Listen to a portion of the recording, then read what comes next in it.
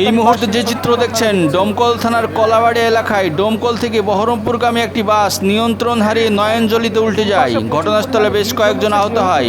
আহতদের দ্রুত হাসপাতালে পাঠানো হয়। ঘটনাস্থলে উপস্থিত হয় ডোমকল থানার পুলিশ ও দমকল বাহিনী। তড়িঘড়ি উদ্ধার কার্য চালায় ও পরিস্থিতি স্বাভাবিক হয়। কিভাবে এই দুর্ঘটনা হলো তদন্ত শুরু করেছে পুলিশ।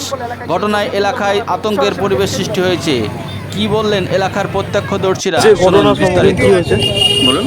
আজকের ঘটনা কিভাবে হলো?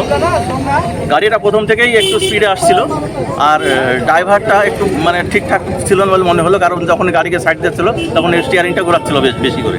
হ্যাঁ, এবার এই যেটা অ্যাক্সিডেন্টটা হলো সেটা অ্যাকচুয়ালি ডিস্টেন্স মেনটেন না করার জন্য হয়েছে। সামনে একটা ট্রাক ছিল, সেই ট্রাকটাও আসছিল, গাড়িটা পিছন আসছিল, স্পিডে আসছিল। এবার ট্রাক ব্রেক মেরে ওখানটায় স্লো হয়েছে। এবার গাড়িটা আর ব্রেক মেরে স্লো করতে পারেনি, হয়তো ওর ব্রেক কম ছিল কিংবা ইয়ে হচ্ছিল। তো যখনই ট্রাকের পিছনে বেরিয়ে যাচ্ছিল তখন স্টিয়ারিংটা বাম দিকে ঘুরে দেয়, ঘোরানোর জন্য নেমে গেছে নিচে।